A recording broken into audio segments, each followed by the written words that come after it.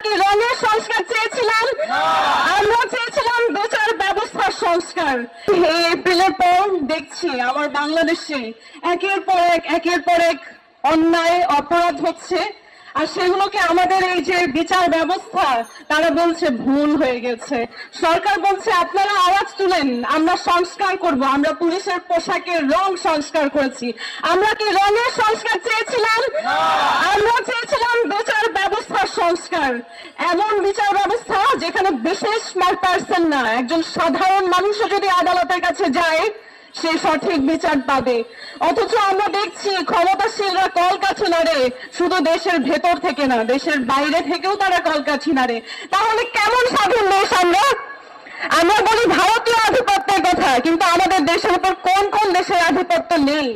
বাংলাদেশে সারা বিশ্বে যদি আমি দাঁড়াতে যাই মাথা উঁচু করে, কয়টা দেশের উপরে সামনে আমি মাথা উঁচু করে দাঁড়াতে পারি? আপনারা জবাব দিতে পারবেন?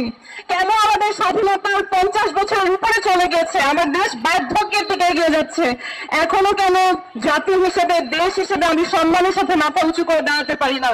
যখন দেশের বাইরে যান, শুনবেন বিশেষ কিছু পার্সন তারা বিশেষ পুরস্কার পেয়েছেন, তারা বিশেষ কোনো একটা জায়গায় নির্বাচিত হয়েছেন, সেজন্য তার সম্মান। কিন্তু বাংলাদেশের নাগরিক হিসেবে মানুষ যখন শুনে যে এই পার্সনটা বাংলাদেশ থেকে এসেছে, তার জন্য কি কোনো ভারতীয় বা ইউরোপিয়ানের মতন আলাদা সম্মান থাকে? কেন থাকে না? কেন এই যে গণজাগরণ করলেন, তারপরে যারা সমাজের ভালো মানুষের মুখোশ পরা ছিলেন তাদেরকে আমরা সুযোগ দিলাম, নির্বাচন না হোক, তারা তো আসলে জনসমর্থনে গঠিত সরকার, তারা কেন জনগণের জন্য আওয়াজ তুলতে পারলেন না? তার মানে কি আমার দেশ স্বাধীন না? তাহলে তো আমার দেশের সার্বভৌমত্ব প্রশ্নবিদ্ধ। আজ যদি সেই সময় বিচার কার্য ঠিকভাবে করা হতো আমার জন্য, তাহলে আজকে যে জুলাই কন্যারা একই রকম নোংরা নাটকে জেলে যাচ্ছে সেগুলো হতো না। যদি রূপী হুড়ের জন্য বিচার ব্যবস্থা কাজ করতো, তাহলে আজকে হাবির মৃত্যু হতো না। এই যে একের পর এক আমাদের সরকার ভুল করে তাদেরকে আমরা মাফ করে দেই, এই প্রথা আসলে বদলাতে হবে।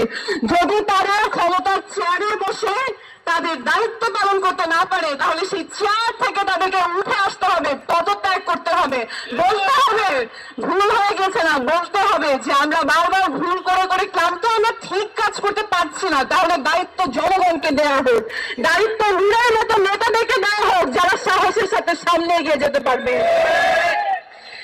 আমি আমার এই বক্তব্য সংক্ষিপ্ত রাখবো। আমার সাথে নেতা কর্মীরা অনেক কথা বলেছেন, আমি শুধু একটা কথাই বলবো, ঢাকা ৮ আসনে এবার নির্বাচন করতে এসেছি। আশা করি বারবার ভুল করা সরকার নির্বাচন নিয়ে আর কোনো ভুল করবে না, যাতে নির্বাচিত সরকার এসে দেশটাকে সঠিক পথে পরিচালিত করতে পারে। আর সেই সরকারের অংশ যদি মেঘনা আলম হতে পারে ঢাকা ৮ আসন থেকে, আমি কথা দিলাম একটা বিচার করতে আপনারা আমাকে প্রতিবাদ করতে দেখবেন না, বিচারের দায়িত্ব আমি নিজ হাতে তুলে নেব। ধন্যবাদ।